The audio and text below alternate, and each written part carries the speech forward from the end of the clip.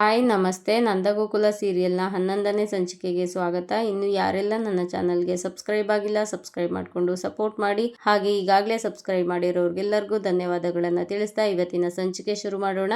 ನಿಜ ಅಳ್ತಾ ಕೂತಿರ್ತಾಳೆ. ಅದಕ್ಕೆ ನಂದಕುಮಾರ್ ಅವರು ಏನ್ ಇವಾಗ ಹೀಗೆ ಅಳ್ತಾ ಕೂತಿರ್ತೀಯೋ ಅಥವಾ ಊಟ ಏನಾದ್ರೂ ಬಡಿಸ್ತೀಯೋ ಅಂತ ಕೇಳ್ತಾರೆ. ಗಿರಿಜಾ ಕಣ್ಣು ಒರೆಸ್ಕೊಂತಾಳೆ. ಅಷ್ಟ್ರೊಳಗಡೆ ಅವ್ರ ಮಗಳು ಐ ಕಾಮಿನ್ ಅಂತ ಕೇಳ್ತಾಳೆ. ಗಿರಿಜಾ ಅವರು ರಕ್ಷಾ ಇದೆಯಾ ನೀನು ಅಂತ ಕೇಳ್ತಾರೆ. ಅದಕ್ಕೆ ರಕ್ಷಾ ಇಲ್ಲೇ ಇದ್ದೀನಿ ಅಂತ ಅನ್ಬಿಟ್ಟು ಸೋಫಾ ಹಿಂದೆಯಿಂದ ಬರ್ತಾಳೆ.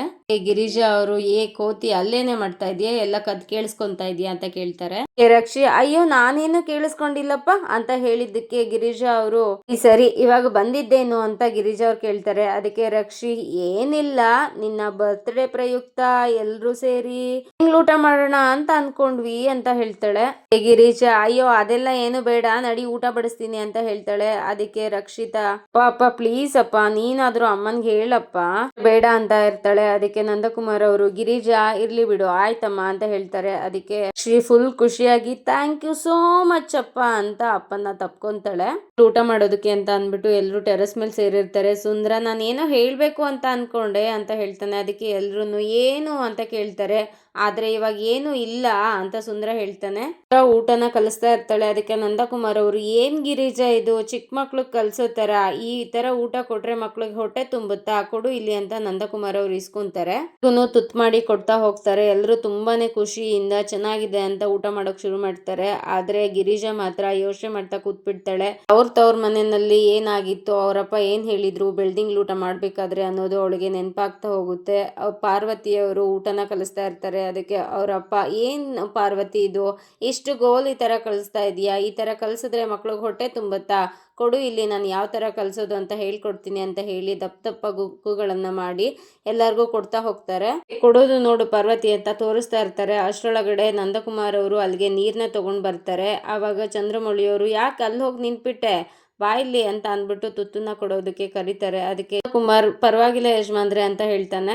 ಈ ಚಂದ್ರಮೌಳಿ ಮಾತಿಗೆ ಅಷ್ಟು ಬೆಲೆ ಇಲ್ವಾ ಅಂತ ಅವ್ರು ಹೇಳ್ತಾರೆ. ಅದಕ್ಕೆ ನಂದ ಅಯ್ಯೋ ಹಾಗೇನಿಲ್ಲ ಯಜಮಾನ್ರೆ ಅಂತ ಅಂದ್ಬಿಟ್ಟು ತುತ್ತನ್ನ ಇಸ್ಕೊಂತಾನೆ.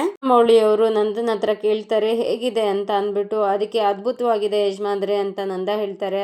ಇದು ಅಂತ ಚಂದ್ರಮೌಳಿಯವರು ಖುಷಿ ಪಡ್ತಾರೆ. ನಂದ ಕೂಡ ಖುಷಿ ಪಡ್ತಾರೆ. ಆ ಟೈಮಲ್ಲೇ ಅನ್ಸುತ್ತೆ ಗಿರಿಜಾಗೆ ನಂದಕುಮಾರ್ ಮೇಲೆ ಲವ್ ಆಗುತ್ತೆ. ಗಿರಿಜಾಗೆ ತುಂಬಾನೇ ನೆನಪಾಗ್ತಾ ಹೋಗುತ್ತೆ. ಟೈಮ್ಗೆ ಸುಂದ್ರ ಅಲ್ಲ ಬಾವ ಈ ಟೈಮ್ಗೆ ಒಂದು ಅಜ್ಜಿ ಕತೆ ಹೇಳ್ಕೊಂಡು ಊಟ ಕೊಟ್ರೆ ಎಷ್ಟ್ ಚೆನ್ನಾಗಿರುತ್ತೆ, ನಾವೆಲ್ಲರೂ ಎಷ್ಟ್ ಚೆನ್ನಾಗಿ ತಿನ್ಬೋದು ಅಂತ ಹೇಳ್ತಾರೆ. ಅದಕ್ಕೆ ನಂದಕುಮಾರ್ ಅವರು ನನ್ಗೆ ಅಜ್ಜಿ ಕತೆ ಎಲ್ಲ ಹೇಳೋದಕ್ಕೆ ನನಗ್ ಬರಲ್ಲ, ನಾನು ಕೊಟ್ಟ ಹಾಗೆ ನೀವು ತಿನ್ಬೇಕು ಅಷ್ಟೇನೆ ಅಂತ ಹೇಳ್ತಾನೆ.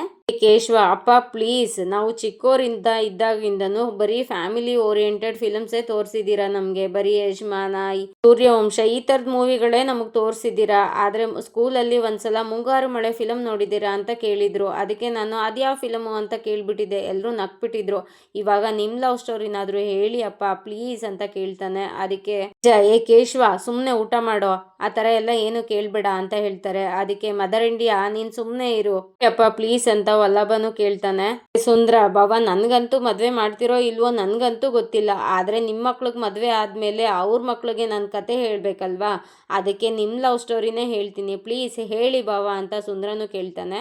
ಎಲ್ರು ಅಪ್ಪ ಪ್ಲೀಸ್ ಹೇಳಿ ಅಪ್ಪ ಪ್ಲೀಸ್ ಹೇಳಿ ಅಪ್ಪ ಅಂತ ಹಿಂಸೆ ಕೊಡೋಕ್ ಶುರು ಮಾಡ್ತಾರೆ ನಂದಕುಮಾರ್ ಅವ್ರಿಗೆ. ಅದಕ್ಕೆ ನಂದಕುಮಾರ್ ಅವರು ಆಯ್ತು ಹೇಳ್ತೀನಿ ಅಂತ ಶುರು ಮಾಡ್ತಾರೆ ಅವ್ರ ಲವ್ ಸ್ಟೋರಿನ. ಅಪ್ಪ ಅಮ್ಮ ಗೊತ್ತಿಲ್ಲ, ಕುಲ ಗೋತ್ರ ಗೊತ್ತಿಲ್ಲ, ಬಂಧು ಬಳಗನೂ ಇಲ್ಲ. ಮಹತ್ವವಾಗಿದ್ದ ನನ್ನನ್ನ ಎಲ್ರು ಕೆಲಸಗಾರನಾಗಿನೇ ನೋಡ್ತಾ ಇದ್ರು. 35 ವರ್ಷದ ಹಿಂದೆ ಗಿರಿಜಾ ಅವ್ರ ಅಪ್ಪನ ಮನೆಯಲ್ಲಿ ನಾನು ಕೆಲ್ಸಕ್ಕೆ ಸೇರ್ಕೊಂಡೆ. ಕೂಡು ಕುಟುಂಬ, ಅಷ್ಟೂ ಜನರನ್ನ ನನಗ್ ನೋಡ್ದಾಗ ನನ್ಗನ್ಸಿದ್ದು ಒಂದೇ, ಅನಾಥ ಆಗಿ ಹುಟ್ಟಿದ್ದು ನನ್ನ ತಪ್ಪಲ್ಲ, ಅನಾಥ ಆಗಿ ಸಾಯೋದು ನನ್ನ ತಪ್ಪು ಅಂತ. ಮತ್ತು ನಾನು ನಿರ್ಧಾರ ಮಾಡಿದೆ, ಯಾವ ಸಮಾಜ ನನ್ನನ್ನ ಅನಾಥ ಅನಾಥ ಅಂತ ಕರಿತಾ ಇದೆಯೋ ಕೂಡು ಕುಟುಂಬದಲ್ಲಿ ಬೆಳೆದು ತೋರಿಸ್ಬೇಕು ನನ್ಗೊಂದು ಹಠ ಬಂತು. ಅವ್ರ ಮನೆಯಲ್ಲಿ ಕೆಲಸ ಮಾಡ್ತಾ ಇದ್ದೆ. ಒಂದಿನ ಕೆಲಸ ತುಂಬಾನೇ ಜಾಸ್ತಿ ಇತ್ತು, ಸಮಯನೂ ಮುಗ್ದೋಗಿತ್ತು, ಹೊಟ್ಟೆ ತುಂಬಾನೇ ಹಸಿತಾ ಇತ್ತು. ಸಮಯದಲ್ಲಿ ತಟ್ಟೆ ತುಂಬಾ ಊಟ ತಂದ್ಕೊಟ್ಟವಳು ಗಿರಿಜಾ. ನನ್ಗೆ ಗಿರಿಜಾ ದೇವತೆ ತರ ಕಂಡ್ಲು. ಪ್ರಪಂಚ ನನ್ನನ್ನ ಕೆಲಸಗಾರನಾಗಿ ನೋಡ್ತಾ ಇದ್ದಿದ್ದ ಸಮಯದಲ್ಲಿ ಮನುಷ್ಯನಾಗಿ ನನ್ನನ್ನ ನೋಡಿದ್ದು ಇದೇ ಗಿರಿಜಾ. ಹೋಗ್ತಾ ಹೋಗ್ತಾ ಸಲಿಗೆ ಬೆಳೀತು, ಹಾಗೆ ಪ್ರೀತಿನೂ ಆಯ್ತು. ಕುಮಾರ್ ಅವರು ಆತರ ಹೇಳ್ತಿದ್ದಾಗೇನೆ ಅವನ್ಗೆ ತನ್ನ ಪ್ರೀತಿಯ ನೆನಪಾಗುತ್ತೆ. ಕುಮಾರ್ ಅವರು ಅವ್ರ ಲವ್ ಸ್ಟೋರಿನ ಶುರು ಮಾಡ್ತಾರೆ. ಹಾಗೇನೆ ನಮ್ಮೂರಲ್ಲಿ ಒಂದಿನ ಜಾತ್ರೆ ನಡೀತು. ಆ ಜನ ಆ ಸಮಯದಲ್ಲಿ ಗಿರಿಜಾ ಹೇಳಿದ ಒಂದ್ ಮಾತು ಗದ್ದಲದ ಮಧ್ಯದಲ್ಲೂ ಕೇಳಿಸ್ತು. ನಿಮ್ಮನ್ನ ತುಂಬಾ ಇಷ್ಟಪಟ್ಟಿದ್ದೀನಿ ಅಂತ ಹೇಳಿದ್ಲು. ನಂದಕುಮಾರ್ ಅವ್ರು ಹೇಳ್ತಿದ್ದಂಗೆನೆ ಎಲ್ಲರ ಮುಖದಲ್ಲೂ ಒಂದು ಸಂತೋಷ ಮೂಡುತ್ತೆ. ಆದ್ರೆ ಮಾಧವನ್ ಮುಖದಲ್ಲಿ ಮಾತ್ರ ಹಾಗೇನೆ ಮುಖ ಕಾಣಿಸ್ತಾ ಇರುತ್ತೆ. ಇಂದ ನಮ್ ಪ್ರೀತಿ ಬೆಳೀತು, ನನ್ಗೂನು ಮನ್ಸಾಯ್ತು. ಅವ್ರ ತಂದೆ ತಾಯಿಗೆ ತಿಳಿಸಿದ್ವಿ. ಅವರು ಒಪ್ಲೇ ಇಲ್ಲ. ಅನಾಥ, ಕುಲ ಗೋತ್ರ ಗೊತ್ತಿಲ್ಲ ಹೀಯಾಳಿಸ್ಬಿಟ್ಟು ಬೈದ್ಬಿಟ್ರು. ತಿಸ್ತವಳು ಕೈ ಹಿಡಿದ್ಮೇಲೆ ಯಾರ್ ಎದುರಾದ್ರೆ ಏನು, ಏನ್ ಬೇಕಾದ್ರೂ ಹೆದರ್ಸ್ಬಹುದು ಅನ್ನೋ ಅಷ್ಟು ನಂಬಿಕೆ ನನಗ್ ಬಂತು. ಮತ್ತು ಗಿರಿಜಾ ನನ್ ಕೈ ಹಿಡಿದ್ಲು. ಯಾವಾಗ ಗಿರಿಜಾ ನನ್ ಬಾಳಲ್ಲಿ ಬಂದ್ಲೋ ಇಲ್ಲದ ಈ ನಂದನ ಕುಲ ನಂದ ಗೋಕುಲ ಆಯ್ತು. ನಂದಗೋಕುಲ ಹೇಗೆ ಶುರುವಾಯ್ತು ಅನ್ನೋದನ್ನು ಅವರು ಹೇಳ್ತಾರೆ. ಅವರ ಪ್ರೀತಿ ಜೊತೆಗೆ ಇದಾಗಿತ್ತು ಅವರ ಪ್ರೀತಿಯ ಕತೆ. ಇಷ್ಟೇ ಕಣ್ರೋ ನನ್ನ ಪ್ರೀತಿ ಕತೆ ಅಂತ ನಂದಕುಮಾರ್ ಅವ್ರು ಹೇಳ್ತಾರೆ. ರಕ್ಷಿ ಅವರಪ್ಪನ ಹೆಗ್ಲು ಮೇಲೆ ಮಲ್ಗಿ, ಅಪ್ಪ ಕತೆ ಕೇಳಿ ತುಂಬಾನೇ ಬೇಜಾರಾಯ್ತಪ್ಪ. ಕೇಶವ, ಹೌದಪ್ಪ, ನಿಮ್ಮ ಲವ್ ಸ್ಟೋರಿ ತುಂಬಾನೇ ಗ್ರೇಟ್ ಅಪ್ಪ, ನೀವು ತುಂಬಾನೇ ಗ್ರೇಟು. ಹೌದು, ಪ್ರೀತಿಸಬಾರ್ದು, ಆದ್ರೆ ಪ್ರೀತಿಸಿದ್ಮೇಲೆ ಯಾವ್ದಕ್ಕೂ ಹೆದರಬಾರ್ದು ಹೇಳ್ತಾನೆ. ಆದ್ರೆ ಮಾಧವ ಅಲ್ಲಿಂದ ಬಂದ್ಬಿಡ್ತಾನೆ. ಅದನ್ನ ವಲ್ಲಭ ನೋಡ್ತಾನೆ. ತುಂಬಾನೇ ಬೇಜಾರಾಗಿರುತ್ತೆ ಮಾಧವನ್ಗೆ. ಅದನ್ನ ವಲ್ಲಭನು ನೋಡಿ ಹಿಂದೆನೆ ಓಡ್ ಬರ್ತಾನೆ. ವಲ್ಲಭ ಇಲ್ಲಿ ಕುತ್ಕೊಂಡು ಯೋಚನೆ ಮಾಡ್ತಾ ಇರ್ತಾನೆ. ಅವಾಗ ವಲ್ಲಭ ಅಲ್ಲಿಗೆ ಬಂದು ಮಾಧವಣ್ಣ ಅಂತ ಹೇಳ್ತಾನೆ. ಆದ್ರೆ ಮಾಧವ ಮಾತಾಡಲ್ಲ. ತಿರುಗಿಸಿ ನೋಡಿದಾಗ ಮಾಧವ ಅಳ್ತಾ ಇರ್ತಾನೆ. ಅಣ್ಣ ಏನೋ ಆಯ್ತು, ಯಾಕೋ ಅಳ್ತಾ ಇದೀಯಾ ಅಂತ ವಲ್ಲಭ ಕೇಳ್ತಾನೆ. ಅದಕ್ಕೆ ಮಾಧವ, ಏನಿಲ್ಲ ವಲ್ಲಭ, ಸ್ವಲ್ಪ ಅಪ್ಪ ಅಮ್ಮಂದು ಲವ್ ಸ್ಟೋರಿ ಕೇಳಿದ್ನಲ್ಲ, ಸ್ವಲ್ಪ ಎಮೋಷ್ನಲ್ ಆದೆ ಅಷ್ಟೇ ಅಂತ ಹೇಳ್ತಾನೆ. ವಲ್ಲಭನ್ಗೆ ಡೌಟ್ ಬರುತ್ತೆ, ಇದು ಅಪ್ಪ ಅಮ್ಮನ ಲವ್ ಸ್ಟೋರಿಗಲ್ಲ ಅಳ್ತಾ ಇರೋದು ಮಾಧವಣ್ಣ ಅಂತ. ಆದ್ರೆ ವಲ್ಲಭ ಏನೂ ಮಾತಾಡಲ್ಲ. ಮಾಧವನು ಕೂಡ ಏನೂ ಹೇಳ್ಕೊಳ್ಳಲ್ಲ. ಗಿರಿಜಾ, ಅಯ್ಯೋ ನಿನ್ನೆ 1 ನಿಮಿಷದಲ್ಲಿ ತಪ್ಪಿಸ್ಕೊಬಿಟ್ವಿ ಕಣೆ, ಇಲ್ಲ ಅಂದಿದ್ರೆ ಏನ್ ಆಗ್ತಾ ಇತ್ತೋ ಏನೋ ಅಂತ ಹೇಳ್ಕೊಂಡು ಫೋನ್ನಲ್ಲಿ ಬಾಗ್ಲನ್ನ ಗುಡಿಸ್ತಾ ಇರ್ತಾಳೆ. ಎಲ್ಲ ಹಾಕಿ ಬಾಗ್ಲನ್ನ ಸಾರಿಸೋ ಟೈಮಲ್ಲಿ, ಟೈಮ್ ಆಗೋಯ್ತು ಕಣೆ, ನಂದು ಬೇರೆ ಮನೆ ಕೆಲಸ ಆಗಿಲ್ಲ, ನಾನು ನಿನ್ಗೆ ಆಮೇಲೆ ಫೋನ್ ಮಾಡ್ತೀನಿ ಕಣೆ ಅಂತ ಅಂದ್ಬಿಟ್ಟು ಫೋನ್ನ ಕಟ್ ಮಾಡಿ ಜೋರಾಗಿ ಬಾಗ್ಲು ಸಾರಿಸೋದಕ್ಕೆ ಶುರು ಮಾಡ್ತಾಳೆ. ಎದುರುಗಡೆ ಅವ್ರ ಅಣ್ಣ ಬಂದು ನಿಂತಿರ್ತಾರೆ. ಅದು ಅವಳಿಗೆ ಗೊತ್ತೇ ಆಗೋದಿಲ್ಲ. ಸಗಳಿ ಎಲ್ಲ ಅವ್ರ ಅಣ್ಣನ ಶರ್ಟ್ ಮೇಲೆ ಹಾರ್ ಬಿಡುತ್ತೆ. ಇವಳಿಗೆ ಗಾಬರಿ ಆಗುತ್ತೆ. ಅಯ್ಯಯ್ಯೋ, ನನಗೆ ಗೊತ್ತಿಲ್ಲದೆ ಆಗೋಯ್ತಲ್ಲ ಅಂತ ಅಂದ್ಬಿಟ್ಟು ಮುಂದೆ ಬಂದು ನಿಂತ್ಕೊಂಡು, ಅಣ್ಣ ಅಣ್ಣ ದಯವಿಟ್ಟು ಕ್ಷಮಿಸ್ಬಿಡೋಣ, ನಾನು ನಿಜವಾಗ್ಲೂ ನೋಡ್ಲಿಲ್ಲ, ಪ್ಲೀಸ್ ಅಣ್ಣ ದಯವಿಟ್ಟು ಕ್ಷಮಿಸ್ಬಿಡಿ ಅಂತ ಕೇಳ್ಕೊಂತಾಳೆ. ಒಳಗಡೆಯಿಂದ ನಂದಕುಮಾರ್ ಅವರು ಗಿರಿಜಾ ಅಂತ ಕೂಗ್ತಾ ಇರ್ತಾರೆ. ಗಿರಿಜಾಗೆ ಟೆನ್ಷನ್ ಆಗುತ್ತೆ. ಅಯ್ಯೋ, ಇವ್ರು ಬೇರೆ ಮನೆಯಲ್ಲೇ ಇದ್ದಾರೆ, ಏನಾದ್ರೂ ಅನಾಹುತ ಆದ್ರೆ ಏನಪ್ಪ ಮಾಡೋದು, ನನ್ನಿಂದ ಬೇರೆ ತಪ್ಪಾಗೋಗ್ಬಿಟ್ಟಿದೆ, ಏನ್ ಮಾಡೋದು ಅಂತ ಗಿರಿಜಾ ಯೋಚನೆ ಮಾಡ್ತಾ ಇರ್ತಾಳೆ. ಗಿರಿಜಾ ಅವರ ಚಿಕ್ಕಣ್ಣ, ಒಳ್ಳೆ ಕೆಲ್ಸಕ್ಕೆ ಹೊರಟಿದ್ವಿ, ಎಲ್ಲ ಹಾಳು ಮಾಡ್ಬಿಟ್ಟಿಲ್ಲ ಅಂತ ಕಿರಿಸ್ತಾನೆ. ಅದಕ್ಕೆ ಗಿರಿಜಾ, ಅಯ್ಯೋ ಅಣ್ಣ ಪ್ಲೀಸ್ ಕಿರಿಸ್ಬೇಡ ಅಣ್ಣ, ಅವ್ರು ಬೇರೆ ಮನೆಯಲ್ಲೇ ಇದ್ದಾರೆ, ಈಗ ದೊಡ್ಡ ರಾಧ ಅಂತಾನೆ ಆಗ್ಬಿಡತ್ತೆ, ಪ್ಲೀಸ್ ಅಣ್ಣ ಅಂತ ಕೇಳ್ಕೊಂತಾಳೆ. ನಿಜವಾಗ್ಲೂ ನನಗೆ ಗೊತ್ತಾಗ್ಲಿಲ್ಲ ಅಣ್ಣ, ಅಣ್ಣ ಬಂದು ನಿಂತಿರೋದು ನನಗಲ್ಲಿ ಗೊತ್ತಾಗ್ಲಿಲ್ಲ, ಅದಕ್ಕೋಸ್ಕರ ಆಗ್ಬಿಡ್ತು, ಪ್ಲೀಸ್ ದಯವಿಟ್ಟು ನನಗೆ ಕ್ಷಮಿಸ್ಬಿಡಿ ಅಣ್ಣ, 5 ನಿಮಿಷ ನಂಗೆ ಟೈಮ್ ಕೊಡಿ, ಶರ್ಟ್ ಬಿಚ್ಕೊಡಿ, ನಾನು ಒಗ್ದು ತಂದ್ಕೊಡ್ತೀನಿ ಅಣ್ಣ, ಪ್ಲೀಸ್ ಅಣ್ಣ ಅಂತ ಕೇಳ್ಕೊಂತಾಳೆ. ಗಿರಿಜಾ ಅವ್ರ ಅದಕ್ಕೆ, ನನ್ಗೇನೋ ಇದು ಕೈ ತಪ್ಪಿ ಆದಂಗಿಲ್ಲ ಅಂತ ಹೇಳ್ತಾಳೆ. ಅದಕ್ಕೆ, ದಯವಿಟ್ಟು ಆತರ ಎಲ್ಲ ಯಾಕೆ ಮಾತಾಡ್ತೀರಾ, ನಾನು ಯಾಕೆ ಆ ಥರ ಮಾಡಲಿ, ದಯವಿಟ್ಟು ನನಗೆ ಗೊತ್ತಿಲ್ಲ ಅದಕ್ಕೆ ಅಂತ ಗಿರಿಜಾ ಕೇಳ್ಕೊತಾಳೆ. ಅದಕ್ಕೆ ಅವ್ರ ಅತ್ತಿಗೆ, ಯಾಕೆ ಅಂತ ಅಂದರೆ ಈ ನೆಪದಲ್ಲಾದರೂ ಮನೆಯವ್ರ ಕಣ್ ತಪ್ಪಿಸಿ ಅಣ್ಣಂದಿರ ಜೊತೆ ಮಾತಾಡ್ಬೋದು ಅಂತ ತಾನೇ ಅಂತ ಅವಳು ಹೇಳ್ತಾಳೆ. ಕಣೆ ಗಿರಿಜಾ, ಇದೊಂಥರ ಚೆನ್ನಾಗಿದೆ, ಕಣ್ ತಪ್ಪಿಸಿ ಗೊತ್ತಿಲ್ಲದ ಇರೋ ಹಾಗೆ ಸಗಣಿ ಚೆಲ್ಲೋದು, ಅದಾದ್ಮೇಲೆ ತಪ್ಪಾಯ್ತು ಅಣ್ಣ ಅಂತ ಕೇಳ್ಕೊಳ್ಳೋದು, ಕಣ್ಣೀರು ಹಾಕ್ತಾ ಇದ್ದಾಳಲ್ಲ ಅಂತ ಭಾವನು ನನ್ ಗಂಡನು ನಿನ್ನನ್ನ ಕ್ಷಮಿಸೋದು, ಇದೇ ತಾನೇ ನಿನ್ನ ಉಪಾಯ? ಸೂರ್ಯಕಾಂತ್, ನನ್ ಮನ್ಸ್ ಕರ್ಗೋದ ಸಾಧ್ಯನೇ ಇಲ್ಲ. ಅವಳು ಯಾವಾಗ ಕುಲ ಗೋತ್ರ ಇಲ್ದೇ ಇರೋನ್ನ ಮದ್ವೆ ಆಗಿ ಹೋದ್ಲು, ಅವತ್ತೇನೆ ನನ್ ಪಾಲ್ಗೆ ಅವಳು ತೀರು ಹೋದ್ಲು. 10 ವರ್ಷದಿಂದ ಸರಿ ಹೋಗದೆ ಇರೋ ಸಂಬಂಧನ ಒಂದು ಕ್ಷಮೆಯಿಂದ ಸರಿ ಹೋಗುತ್ತೆ ಅಂತ ಅವಳು ಅನ್ಕೊಂಡಿದ್ರೆ ಮನಸ್ಥಿತಿನ ಅವಳಿಗೆ ಬಿಟ್ಬಿಡೋದಕ್ಕೆ ಹೇಳು, ಅದು ಯಾವತ್ತೂ ಸಾಧ್ಯ ಇಲ್ಲ. ನಾನು ಅವಳನ್ನ ತಂಗಿ ಅಂತ ಯಾವತ್ತೂ ಒಪ್ಕೊಳ್ಳೋದಿಲ್ಲ, ಇದೇ ಕೊನೆ ಅಂತ ಅವನು ಹೇಳ್ತಾನೆ. ಅದಕ್ಕೆ ಅವನ ತಮ್ಮ, ಬನ್ನಿ ಅಣ್ಣ ಬಟ್ಟೆ ಚೇಂಜ್ ಮಾಡ್ಕೊಂಡು ಹೋಗೋಣ ಅಂತೆ ಅಂತ ಅಂದ್ಬಿಟ್ಟು ಕರೀತಾನೆ. ಒಬ್ಬೊಬ್ಬರಾಗಿನೇ ಅಲ್ಲಿಂದ ಹೋಗ್ತಾರೆ. ಗಿರಿಜಾ ಅಳ್ತಾ ನಿಂತಿರ್ತಾಳೆ. ಅಲ್ಲಿಗೆ ಅವ್ರ ಅಮ್ಮ ಬಂದು ಅವ್ರೂ ಅಳ್ತಾರೆ. ಮತ್ತೆ ಅವ್ರೂ ಹೊರಟೋಗ್ಬಿಡ್ತಾರೆ. ಗಿರಿಜಾ ವಾಪಸ್ ಮನೆ ಕಡೆಗೆ ಬರ್ತಾಳೆ. ನಂದಕುಮಾರ್ ಅವರು ಗಿರಿಜಾ ಗಿರಿಜಾ ಅಂತ ಕೂಗ್ತಾನೆ ಇರ್ತಾರೆ. ಗಿರಿಜಾ ಒಳಗಡೆ ಬಂದಿದ್ದನ್ನ ನೋಡಿ, ಗಿರಿಜಾ ನಿಂತ್ಕೋ, ಎಲ್ಲಿಗೆ ಹೋಗಿದ್ದೆ ಇಷ್ಟೊತ್ತು, ನಾನು ಅವಾಗಿಂದ ಕರಿತಾನೆ ಇದ್ದೀನಿ ಅಂತ ನಂದಕುಮಾರ್ ಕೇಳ್ತಾರೆ. ಅದಕ್ಕೆ ಸಗಣಿಯಿಂದ ಅಂಗಳ ಸಾರಿಸ್ತಾ ಇದ್ದೆ ರೀ, ಹಾಗಾಗಿ ಲೇಟ್ ಆಯ್ತು ಬರೋದು ಅಂತ ಹೇಳ್ತಾಳೆ. ಅದಕ್ಕೆ ಸರಿ ಆಯ್ತು, ಈ ಕಡೆ ತಿರ್ಗು, ಯಾಕೆ ಕಣ್ ತುಂಬ್ಕೊಂಡಿದ್ಯಾ ಅಂತ ನಂದಕುಮಾರ್ ಅವ್ರು ಕೇಳ್ತಾರೆ. ಅದಕ್ಕೆ ಗಿರಿಜಾ, ಅದು ಅಂಗಳ ಸಾರಿಸ್ತಾ ಇದ್ದೆ ಅಲ್ಲ, ಅದರಿಂದ ಸ್ವಲ್ಪ ಧೂಳು ಬಿದ್ದಿದೆ ಕಣ್ಣಿಗೆ ಅಂತ ಹೇಳ್ತಾಳೆ. ಅದಕ್ಕೆ ನಂದಕುಮಾರ್ ಅವರು, ಸಲ ಹೇಳಿಲ್ಲ, ಕೆಲಸ ಮಾಡುವಾಗ ನೋಡ್ಕೊಂಡು ಮಾಡಬೇಕು ಅಂತ. ಸರಿ ಹೋಗು ಕಣ್ ತೊಳ್ಕೊ ಹೋಗು ಅಂತ ಕಳಿಸ್ತಾರೆ. ಅದಕ್ಕೆ ಗಿರಿಜಾ ಸರಿ ಆಯ್ತು ರೀ ಅಂತ ಅಂದ್ಬಿಟ್ಟು ಅಡುಗೆ ಮನೆ ಕಡೆ ಹೋಗ್ತಾಳೆ.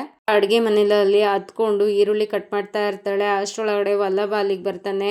ಇಂಡಿಯಾ ಕಾಫಿ ಅಂತ ಕೇಳ್ತಾನೆ. ಈ ಕಡೆ ತಿರ್ಕೊಂಡು ಕಣ್ಣು ನೀರ್ನ ಒರೆಸ್ಕೊಂಡು 1 ನಿಮಿಷ ಕಣೋ ಮಾಡ್ಕೊಂಡ್ ಬಂದ್ಬಿಡ್ತೀನಿ ಅಂತ ಹೇಳ್ತಾಳೆ. ಅಳ್ತಾ ಇರೋದನ್ನ ವಲ್ಲಭ ನೋಡಿ ಹತ್ರ ಬಂದು ಅಮ್ಮ ಅಳ್ತಾ ಇದೀಯಾ, ಯಾಕೆ ಏನಾಯ್ತು ಅಂತ ಕೇಳ್ತಾನೆ. ಅದಕ್ಕೆ ಗಿರಿಜಾ ಏನಿಲ್ಲ ಕಣೋ, ಅದು ಈರುಳ್ಳಿ ಕಟ್ ಮಾಡ್ತಾ ಇದ್ಯಲ್ಲ ಅಳು ಬಂತು ಅಷ್ಟೇನೆ, ಕಣ್ಣೀರ್ ಬಂತು ಅಂತ ಗಿರಿಜಾ ಹೇಳ್ತಾಳೆ. ಅದಕ್ಕೆ ವಲ್ಲಭ ನಿಜ ಹೇಳ್ತಾ ಇದೀಯಾ ತಾನೆ? ಅದಕ್ಕೆ ಗಿರಿಜಾ ಹೌದು ಕಣೋ, ಅದಕ್ಕೇನೆ ಕಣ್ಣೀರ್ ಬಂದಿದ್ದು, ಈರುಳ್ಳಿ ಹಚ್ತಿದ್ನಲ್ಲ ಕಣ್ಣೀರ್ ಬಂತು. ಸರಿ ನೀನ್ ಹೋಗು ಕೂತ್ಕೋ, ನಾನು ಕಾಫಿ ಮಾಡ್ಕೊಂಡ್ಬಿಡ್ತೀನಿ ಅಂತ ಹೇಳ್ತಾಳೆ. ಅದಕ್ಕೆ ವಲ್ಲಭ ಮನ್ಸಲ್ಲೇನೆ ಮದರ್ ಇಂಡಿಯಾ ಏನೋ ಮುಚ್ಚಿಡ್ತಾ ಇದ್ದಾಳೆ ಅಂತ ಅನ್ನಿಸ್ತಾ ಇದೆ. ಏನೋ ಹೇಳಿರ್ಬೇಕು, ಆದ್ರೆ ನಮ್ಮನೆಯವ್ರಂತೂ ಯಾರು ಏನು ಹೇಳೋಕ್ ಸಾಧ್ಯನೇ ಇಲ್ಲ. ಮನೆಯವ್ರು ಏನಾದ್ರು ಅಂತ ಅನುಮಾನದಿಂದ ಹೊರಗಡೆ ಬರ್ತಾನೆ ಅಡ್ಗೆ ಮನೆಯಿಂದ ವಲ್ಲಭ. ಟೈಮ್ಗೆ ಸುಂದ್ರ ವಲ್ಲಭ ಹೋಗೋದನ್ನ ನೋಡಿ ಬೇರೆ ಅಲ್ಲಕ ಅಂತ ಇವನು ಪುಸುಕ್ ಅಂತ ಓಡೋಗ್ಬಿಟ್ಟ. ಹೇಳ್ಕೊಂಡು ಹಿಂದೆನೆ ಓಡ್ ಬಂದು ಅಳೆಮಯ್ಯ ಎಲ್ಲಿಗೆ ಹೋಗ್ತಾ ಇದೆಯಾ ಅಂತ ಕೇಳ್ತಾನೆ. ಮದರ್ ಇಂಡಿಯಾ ಅಳ್ತಾ ಇದ್ದಾಳೆ ಅಂತ ಹೇಳ್ತಾನೆ. ಅದಕ್ಕೆ ಸುಂದ್ರ ಅದಕ್ಕೆ ಅಂತ ಕೇಳ್ತಾನೆ. ಅದಕ್ಕೆ ವಲ್ಲಭ ಮದರ್ ಇಂಡಿಯಾ ಅಳ್ತಾ ಇರೋದಕ್ಕೆ ಇವರೇ ಯಾರೋ ಕಾರಣ ಅಂತ ಅನ್ನಿಸ್ತಾ ಇದೆ ನನಗೆ, ಅದಕ್ಕೇನಾದ್ರೂ ಇವರೇ ಕಾರಣ ಆಗಿರ್ಬೇಕು, ಇವ್ರಿಗಿದೆ ಇವತ್ತು ಅಂತ ಅಂದ್ಬಿಟ್ಟು ಅವ್ರ ಮನೆ ಕಡೆ ಹೋಗ್ಬಿಡ್ತಾನೆ ವಲ್ಲಭ. ಹಿಂದೆಯಿಂದ ಸುಂದ್ರ ಅಳೆಮಯ್ಯ ಅಂತ ಹಿಂದೆಯಿಂದ ಓಡ್ ಬರ್ತಾನೆ. ಅಂತ ಅವ್ರ ಮನೆ ಮುಂದೆ ಬಂದು ನಿಂತ್ಕೊಂಡು ಕತ್ತೆ ಬಾರೆ ಇಲ್ಲಿ ಅಂತ ಕರೀತಾನೆ. ಅವಾಗ ಅವಳು ಬರ್ತಾಳೆ. ಮಾಡಿದ್ರಿ ನಮ್ಮಮ್ಮನ್ಗೆ ಏನೇ ಅಂದ್ರಿ ನೀವು ಅಂತ ಅಂದ್ಬಿಟ್ಟು ವಲ್ಲಭ ಕೇಳ್ತಾನೆ. ಸುಮ್ನೆ ಇರಿಟೇಟ್ ಮಾಡ್ಬೇಡ, ಕಣ್ಣಿಗೆ ಕಾಣಕ್ಸ್ತಂಗ್ ಹೋಗ್ಬಿಡು ಅಂತ ಹೇಳ್ತಾಳೆ. ವಲ್ಲಭ ಏನ್ ಆವಾಜ್ ಆಗ್ತಾ ಇದೆ, ಕೇಳಿದಕ್ಕಷ್ಟೇ ಉತ್ತರ ಕೊಡು ಅಂತ ಹೇಳ್ತಾನೆ. ಅಲ್ಲಿ ಅಜ್ಜಿ ಅಲ್ಲಿಗೆ ಬಂದು ನಾವು ಗಿರಿಜಾಗೆ ಏನು ಮಾಡಿಲ್ಲಪ್ಪ ಅಂತ ಹೇಳ್ತಾರೆ. ಅವಳು ಹಾಗೇನೆ ಅವ್ರ ಅಮ್ಮನೇ ಎಲ್ಲ ಮಾಡಿದ್ದು ಅಂತ ಹೇಳಿ ಅಜ್ಜಿ ಅಂತ ಹೇಳ್ತಾಳೆ. ವಲ್ಲಭ ನಮ್ಮಮ್ಮ ಮಾಡಿದ್ದ ಅದೇನು ಹೇಳು ಅಂತ ಕೇಳ್ತಾನೆ. ಅದಕ್ಕೆ ಅವಳು ನಿಮ್ಮಮ್ಮನ ಹತ್ರನೇ ಹೋಗಿ ಸಮಾಧಾನ ಮಾಡ್ಕೊಂಡು ಕೇಳು, ನಿಮ್ಮಮ್ಮನೇ ಹೇಳ್ತಾರೆ ಅಂತ ಅವಳು ಹೇಳ್ತಾಳೆ. ಅದಕ್ಕೆ ಕರಿಬೇಕು, ಸುಮ್ಮನೆ ಹೇಳಿದ್ರೆ ಸರಿ ಅಂತ ವಲ್ಲಭ ಹೇಳ್ತಾನೆ. ನೋಡು ನನಗೆ ಕೋಪ ಬರ್ಸ್ಬೇಡ, ಸುಮ್ಮನೆ ಇಲ್ಲಿಂದ ಹೋಗ್ಬಿಡು ಅಂತ ಅವಳು ಹೇಳ್ತಾಳೆ. ಇಬ್ರು ಆರ್ಗ್ಯೂ ಮಾಡ್ತಾ ಇರ್ತಾರೆ. ಹೋಗ್ಬಿಡು ಇಲ್ಲಿಂದ ಅಂತ ಅವಳು ಹೇಳ್ತಾಳೆ. ಅದಕ್ಕೆ ವಲ್ಲಭ ನಮ್ಮಮ್ಮ ಏನ್ ಮಾಡಿದ್ರು ಅಂತ ನನ್ಗೆ ಈಗ್ಲೇ ಗೊತ್ತಾಗ್ಬೇಕು, ಸುಮ್ನೆ ನಾನು ಹೋಗಲ್ಲ ಅಂತ ಅವ್ನು ಹೇಳ್ತಾನೆ. ಅಂದೆ ಬೇಕು ಅಂದೆ ಅಂತ ಇಬ್ರು ಜೋರಾಗಿ ಆರ್ಗ್ಯೂ ಮಾಡ್ತಾ ಇರ್ತಾರೆ. ಬೇಕು ಬೇಕು ಬೇಕು ಅಂತ ಹೇಳ್ತಾನೆ. ಅದಕ್ಕೆ ಅವಳು ಬೇಕಾ ಮಾಡ್ತೀನಿ ಇರು ಅಂತ ಆ ಕಡೆ ಹೋಗಿ ಸಗಣಿ ಕಲ್ಸಿದ್ದನ್ನ ನೀರನ್ನ ತಗೊಂಡ್ ಬಂದು ವಲ್ಲಭನ ಮೇಲೆ ಸುರಿದ್ ಬಿಡ್ತಾಳೆ. ಅಂದ್ರ ಅಮ್ಮು ಇದು ಹಸುನೆ ತಾನೆ, ಏನ್ರಿ ಮಾಡಿದ್ರಿ ನಮ್ಮ ವಲ್ಲಭನ್ಗೆ ಅಂತ ಸುಂದ್ರ ಕೇಳ್ತಾನೆ. ಅದಕ್ಕೆ ಅವಳು ಇವ್ರ ಅಮ್ಮ ನಮ್ಮ ಅಪ್ಪನ್ಗೆ ಇದನ್ನೇ ಮಾಡಿದ್ದು ಅಂತ ಹೇಳ್ತಾಳೆ. ಇದೇ ಮಾಡಿದ್ದು, ಇನ್ನೂ ಏನಾದ್ರು ಬೇಕಾ ಅಂತ ಅವಳು ಹೇಳ್ತಾಳೆ. ಅದಕ್ಕೆ ನಿನ್ನ ಮಾತ್ರ ಸುಮ್ಮನೆ ಬಿಡಲ್ಲ ಕಣೆ ಅಂತ ಜಗಳಕ್ಕೆ ಹೋಗ್ತಾನೆ ವಲ್ಲಭ. ಆದ್ರೆ ಸುಂದ್ರ ಅಯ್ಯೋ ಬಾರೋ ತುಂಬಾ ಸ್ಮೆಲ್ ಹೊಡಿತಾ ಇದೆಯಾ ಅಂತ ಅಂದ್ಬಿಟ್ಟು ಒಳಗಡೆ ವಾಶ್ ಮಾಡ್ಕೊಂಡು ಬರೋದಕ್ಕೆ ಅಂತ ಅಂದ್ಬಿಟ್ಟು ಕರ್ಕೊಂಡು ಹೋಗ್ತಾನೆ. ದೇವಸ್ಥಾನದಲ್ಲಿ ಮೀನಾ ಮತ್ತೆ ಕೇಶವ ಮೀಟ್ ಆಗಿರ್ತಾರೆ. ಕೇಶವ ಏನು ಮಾತಾಡ್ತಾ ಇರಲ್ಲ, ಆ ಕಡೆ ಈ ಕಡೆ ನೋಡ್ತಾ ಇರ್ತಾನೆ. ಅದಕ್ಕೆ ಮೀನಾ ಬಾಯಿಗೆ ಆ ಮಾಡು ಅಂತ ಅಂದ್ಬಿಟ್ಟು ಪ್ರಸಾದನ ಹಾಕಿ, ಎಲ್ಲರ ಲವ್ ಸ್ಟೋರಿನಲ್ಲೂ ಹುಡುಗಿರು ಆಚೆ ಈಚೆ ನೋಡ್ತಾ ಇರ್ತಾರೆ. ಆದ್ರೆ ಇಲ್ಲಿ ನನ್ನ ಸ್ಟೋರಿನಲ್ಲಿ ಎಲ್ಲದು ಉಲ್ಟಾ ಕೇಸು. ಚೆನ್ನ ಕೇಶವ, ನಾವು ಬಂದಿರೋ ದೇವಸ್ಥಾನ ಊರಿಂದ ಆಚೆ ಇರೋ ದೇವಸ್ಥಾನ ಕಣೋ, ನಮ್ಮ ಮಿಲ್ಟ್ರಿ ಮಾವ ಬರಲ್ಲ, ಆರಾಮಾಗಿರೋ, ನನ್ನ ಕಣ್ಣಲ್ಲಿ ಕಣ್ಣಿಟ್ಟು ನೋಡು, ಆರಾಮಾಗೇನಾದ್ರೂ ಮಾತಾಡು. ಮೀನಾ ಹೇಳ್ತಿದ್ದಂಗೆನೆ ಕೇಶವ ಅವಳ ಕಣ್ಣನ್ನ ನೋಡ್ಕೊಂಡು ಐ ಲವ್ ಯು ಮೀನಾ ಅಂತ ಹೇಳ್ಬಿಡ್ತಾನೆ. ಶಾಕ್ ಆಗಿ ಕೇಶವ ನಿನ್ ಬಾಯಲ್ಲಿ ಈ ಮಾತಾ, ನಾನೇ ಲವ್ ಯು ಅಂತ ಹೇಳ್ತಾ ಇದ್ದೆ, ನೀನ ಐ ಲವ್ ಯು ಟು ಅಂತ ಹೇಳೋ ಅಂತ ಅಂದ್ರೆ ಅಪ್ಪ ಬಂದ್ರು ಹನುಮಂತಣ್ಣ ಬಂದ್ರು ಅಂತ ಅಂದ್ಬಿಟ್ಟು ಕತೆ ಹೊಡಿತಾ ಇದ್ದೆ, ನೀನ್ ಈ ಮಾತು ಹೇಳ್ತಾ ಇದೀಯಾ ಅಂತ ಕೇಳ್ತಾಳೆ. ಅದಕ್ಕೆ ಕೇಶವ ಯಾಕೆ ಐ ಲವ್ ಯು ಅಂತ ಹೇಳಿದ್ರೆ ಮಾತ್ರ ಪ್ರೀತಿನಾ, ಇಲ್ಲ ಅಂದ್ರೆ ಪ್ರೀತಿ ಇಲ್ಲ ಅಂತನಾ? ಮೀನಾ ಕೇಶವ ನಾನು ನಿನ್ನ ಹತ್ರ ಒಂದು ಕೇಳಲ್ಲ ಅಂತ ಕೇಳ್ತಾಳೆ. ಅದಕ್ಕೆ ಕೇಶವ ಕೇಳು ಅಂತ ಹೇಳ್ತಾನೆ. ಅದಕ್ಕೆ ಮೀನಾ ಮದ್ವೆ ಆಗಿ ಮಕ್ಕಳಾಗಿ ನಾನು ಹಣ್ಣು ಮುದುಕಿ ಆದ್ಮೇಲೂ ನನ್ನನ್ನು ಇಷ್ಟೇ ಪ್ರೀತಿ ಮಾಡ್ತೀಯಾ ಅಂತ ಕೇಳ್ತಾಳೆ. ಕೇಶವ ಇಲ್ಲ ಅಂತ ಹೇಳ್ತಾನೆ. ಮೀನಾ ಶಾಕ್ ಆಗ್ತಾಳೆ. ಅಂತವಾ ಇನ್ನೂ ಜಾಸ್ತಿ ಪ್ರೀತಿ ಮಾಡ್ತೀನಿ ಅಂತ ಕೇಶವ ಹೇಳ್ತಾನೆ. ಮೀನನ್ನ ಹಾಗೇ ನೋಡ್ತಾ ಇರ್ತಾನೆ. ಮೀನಾ ನಾಚ್ಕೊಂತಾ ಇರ್ತಾಳೆ. ಕೇಶವ ಯಾಕೋ ನನ್ನನ್ನು ಹಾಗೆ ನೋಡ್ತಾ ಇದೀಯ ಅಂತ ಮೀನಾ ಕೇಳ್ತಾಳೆ. ಅದಕ್ಕೆ ನೀನು ಹಣ್ಣು ಮುದುಕಿ ಆದ್ಮೇಲೆ ಹೇಗೆ ಕಾಣಿಸ್ಬೋದು ಅಂತ ಯೋಚನೆ ಮಾಡ್ತಾ ಇದ್ದೀನಿ ಅಂತ ಹೇಳ್ತಾನೆ. ಕೇಶವನ್ಗೆ ಕುಂಕುಮ ಇಟ್ಟಿರ್ತಾಳೆ. ಹಾಗಂತಿದ್ದಂಗೆನೆ ಕೋಪ ಮಾಡ್ಕೊಂಡು ತೆಂಗಿನಕಾಯಿನ ಅವ್ನ ಕೈ ಕೊಟ್ಟು ಹೋಗ್ತಾಳೆ ಆ ಕಡೆಗೆ. ಅದಕ್ಕೆ ಕೇಶವ ಮೀನಾ ಅಂತ ಬರ್ತಾನೆ. ನಾನು ಮುದುಕಿ ಅಂತ ಅಂದಿದ್ದಕ್ಕೆ ಕೋಪ ಬಂತಾ ಅಂತ ಕೇಳ್ತಾನೆ. ಅದಕ್ಕೆ ಅಲ್ಲ, ನಾನು ನಿನ್ನ ಹಣೆಗೆ ಕುಂಕುಮ ಇಟ್ಟೆ ತಾನೆ, ನೀನ್ ಯಾಕೆ ನನ್ನ ಹಣೆಗೆ ಇಡ್ಲಿಲ್ಲ ಅಂತ ಅಂದ್ಬಿಟ್ಟು ಕೇಳ್ತಾಳೆ. ಅಯ್ಯೋ ಅಷ್ಟೇನಾ ಬಾ ಅಂತ ಅಂದ್ಬಿಟ್ಟು ಕೆನ್ನೆನ ಹಿಡಿದು ತನ್ನ ಹಣೆಯಿಂದ ಮೀನಾ ಹಣೆಗೆ ಕುಂಕುಮನ ಹಚ್ತಾನೆ. ಮೀನಾ ಫುಲ್ ಖುಷಿಯಾಗಿ ನಾಚ್ಕೊಂತಾಳೆ. ಅಲ್ಲಿಂದ ಅವರ ಪ್ರೀತಿಯ ಹಾಡು ಶುರುವಾಗುತ್ತೆ. ಮೀನಾ ಕೇಶವನ್ ಬಗ್ಗೆ ಕನ್ಸ್ ಕಾಣೋದಕ್ಕೆ ಶುರು ಮಾಡ್ತಾಳೆ. ಕೇಶವನು ಬಗ್ಗೆ ಕನ್ಸ್ ಕಾಣೋದಕ್ಕೆ ಶುರು ಮಾಡ್ತಾನೆ. ಅವರ ಪ್ರೀತಿಯ ಹಾಡು ಅಲ್ಲೇ ಶುರುವಾಗುತ್ತೆ. ಆಗಿತ್ತು ಇವತ್ತಿನ ಸಂಚಿಕೆ. ಈ ಸಂಚಿಕೆ ಇಷ್ಟ ಆಗಿದ್ರೆ ಒಂದು ಲೈಕ್ ಕೊಟ್ಟು ಶೇರ್ ಮಾಡಿ, ಕಮೆಂಟ್ ಬಾಕ್ಸ್ ಅಲ್ಲಿ ಕಮೆಂಟ್ ಮಾಡಿ ತಿಳಿಸಿ ಹೇಗಾಗಿತ್ತು ಈ ಸಂಚಿಕೆ ಅಂತ. ಮುಂದಿನ ಸಂಚಿಕೆಯಲ್ಲಿ ಸಿಗೋಣ. ಅಲ್ಲಿವರೆಗೂ take care, bye, thank you.